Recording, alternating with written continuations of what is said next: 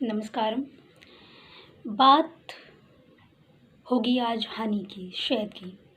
आप इसका use normal भी कर सकते हैं और एज़ मेडिसिन भी इसका यूज़ होता है। आयुर्वेद में जो भी मेडिसिन्स ली जाती हैं वो विद हनी और विद मिल्क इनके साथ ही ली जाती हैं। तो अब वो ज़माने तो गए जब हमारे ग्रैंड पेरेंट्स जंगलों में जाते थे और छत्तों से शहद निकाल कर लाते थे और हमें दूध में मिक्स करके रात में पिलाते थे। अब वो ज़माना तो नहीं रहा। कह सकते हैं कि गांव और शहर अब सब कुछ बदल ही चुका है। अब हर जगह प्रिज़र्व्ड चीज़ें हैं, तो वैसे ही और चीज़ों की तरह हनी भी प्रिज़र्व्ड है। तो अब बात यहाँ ये आती है कि ये कैसे पता लगाया जाए कि हनी ओरिजिनल है या फेक है। तो उसके लिए कुछ तरीके हैं, जिनमें से पहला तरीका है कि आप एक पेपर लो, उस पर हनी रखो और उसे डॉगी के सामने रख दो। अगर डॉगी उसको खा लेता है, अगर आपके पास डॉगी नहीं है तो आप नेबर्स के डॉगी का इसके लिए यूज़ कर सकते हो। अगर डॉगी खा लेता है तो हनी फेक है, और अगर नहीं खाता तो हनी ओरिजिनल है। वैसे ओरिजिनल की पॉसिबिलिटीज़ तो बहुत कम होती हैं। मोस्टली आजकल फेक हनी मार्केट में है। सेकंड तरीका है कि आप बॉटल को आउटसाइड होम आप कुछ देर के लिए रख दो। आप देखेंगे कि ब्लोफ्लाई बोतल के चारों तरफ घूम रही हैं, और अगर उसमें से कोई ब्लोफ्लाई बोतल में गिर जाती है तो अगर वो ओरिजिनल शहद है, अगर आपको उसकी ओरिजिनलिटी की पहचान करनी है तो आप इस तरीके से भी कर सकते हैं। अगर शहद में ब्लोफ्लाई गिर जाती है और फिर उठकर उड़ जाती है तो समझ लो कि शहद ओरिजिनल है। और अगर ब्लोफ्लाई गिर जाने के बाद उड़ नहीं पाती, निकल कर उड़ नहीं पाती, तो आप समझ लीजिए कि हनी फेक है। इसके अलावा एक और तरीके से हम लोग पता लगाते हैं कि हम देखते हैं कि जब बोतल की बॉटम में एक वाइट वाइट सब्सटेंस हनी से निकलकर इकट्ठा हो जाता है तो हम सोचते हैं कि ये फेक शहद है। मोस्टली सभी लोग ओरिजिनल और फेक शहद की पहचान ऐसे ही करते हैं। अभी तक मैं भी ऐसे ही करती आई थी, जब तक मैंने इसके बारे में नहीं पढ़ा और नहीं सुना, तो मैं भी ऐसे ही पहचान करती थी शहद की। तो ये तरीका बिल्कुल गलत है, क्योंकि ज़रूरी नहीं कि जो फेक शहद है उसी का वाइट सब्सटेंस बॉटम में जाके इकट्ठा होगा। एक्चुअल में क्या होता है कि जब मधुमक्खियाँ फूलों से शहद चुनती हैं फूलों से शहद चुनती हैं, तो उनमें कुछ फूल ऐसे होते हैं, कुछ प्रास ऐसे होते हैं जिनमें मोम होता है, जिन फूलों के एसेंस में मोम होता है। तो वो मधुमक्खियों की तो यही काम होता है, वो फूल पर मंडराती हैं और वहाँ से एसेंस चुनकर अपने छत्ते में उसको इकट्ठा करती हैं, जो एज़ हनी हमें मिलता है। तो हो सकता है कि वो जो वाइट सब्सटेंस है वो उन फूलों का मोम हो, ये हो सकता है। ऐसा कोई ज़रूरी नहीं है कि वाइट सब्सटेंस चीनी का ही घोल होगा, वो मोम भी हो सकता है। तो अगर आप ऐसे पहचान करते हैं ओरिजिनल और फेक शहद की, तो बिल्कुल ये गलत तरीका है।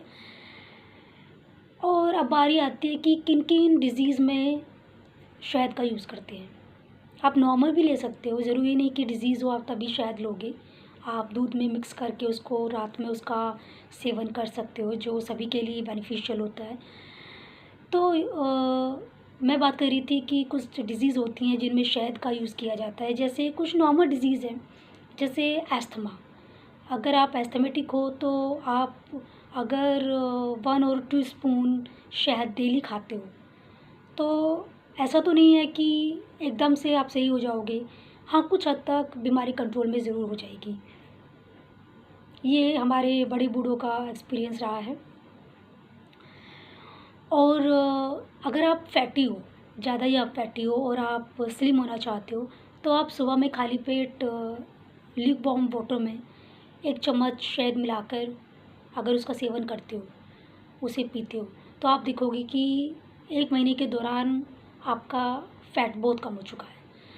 और अगर आप स्लिम हो और स्ट्रॉन्ग होना चाहते हो, फैटी होना चाहते हो, तो रात में आप दूध में शहद मिलाकर 1 या 2 चम्मच शहद मिलाकर 1 गिलास दूध में उसका आप अगर सेवन करते हैं, उसे पीते हैं, तो आप देखेंगे कि 1 महीने के दौरान आप स्ट्रॉन्ग हो गए हो, स्टडी हो गए हो, फैटी हो गए हो, तगड़े हो गए हो। तो बस ये कुछ डिज़ीज़ हैं, ये डिज़ीज़ नहीं है, सिर्फ़ अस्थमा है, एक डिज़ीज़ है, जबकि मोटे पतले होना तो कोई डिज़ीज़ नहीं है, ये एक नॉर्मल सी चीज़ें होती हैं। हाँ, अगर आप ओबेसिटी का आपको प्रॉब्लम है, आप ओबेसिटी के मारे हो और तो आप पतले होने के लिए शहद का यूज़ कर सकते हो। और अगर आप स्लिम भी होना चाहते हो, स्लिम ट्रिम रहना चाहते हो, तो भी आप शहद का यूज़ कर सकते हो in lukewarm water in morning. तो ये रही शहद की डिज़ीज़ और शहद के ओरिजिनल और फेक होने के बारे में पता लगाने के तरीके।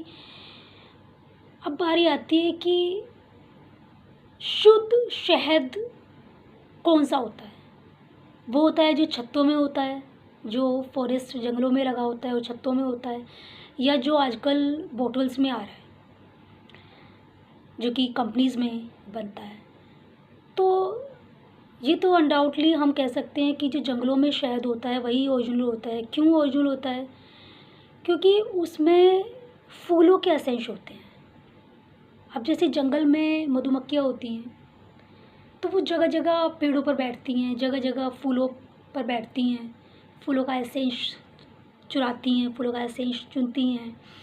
तरह-तरह के उनमें कुछ ऐसे फ्लावर्स भी होते हैं जो एज़ मेडिसिन यूज़ होते हैं, और कुछ फ्लावर्स किसी यूज़ में आते हैं, कुछ फ्लावर्स किसी यूज़ में आते हैं। तो क्या होता है कि जब मधुमक्खियाँ नए-नए प्रकार के फूलों पर बैठती हैं, तो उनसे जो एसेंस वो इकट्ठा करती हैं, वो इकट्ठा किया हुआ एसेंस एज़ मेडिसिन भी यूज़ होता है। तभी ऐसा शास्त्रों में लिखा है और हमारे बड़े बूढ़े भी कहते हैं कि अगर आप डेली शहद का सेवन करते हो, तो ज़ाहिर-सी बात है आप किसी भी बीमारी का शिकार नहीं होंगे। क्यों नहीं होंगे? क्योंकि ऐसा नहीं है कि जो आजकल बोतल बंद जो प्रिज़र्व्ड शहद आ रहा है, उससे ऐसा हो जाएगा। बल्कि जो ओरिजिनल शहद है, जो कि जंगलों से आया हुआ शहद है, जो कि अब तो ख़ैर जंगल ही नहीं रहे, तो शहद कहाँ से होगा? जो कि पहले शहद होते थे। तो ये कहावत पहले मशहूर थी कि अगर बीमारी से दूर रहना है, तो 1 चम्मच शहद डेली सेवन करो, तो आप सारी बीमारियों से दूर रहोगे।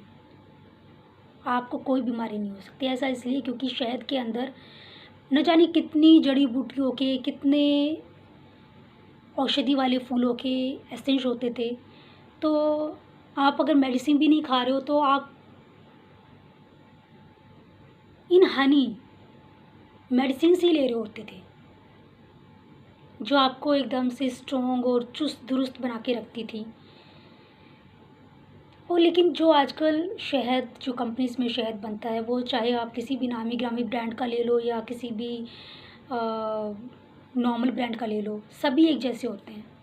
मोस्टली सभी एक जैसे होते हैं। क्यों? क्योंकि उनको कैसे बनाया जाता है शायद आपको नहीं पता।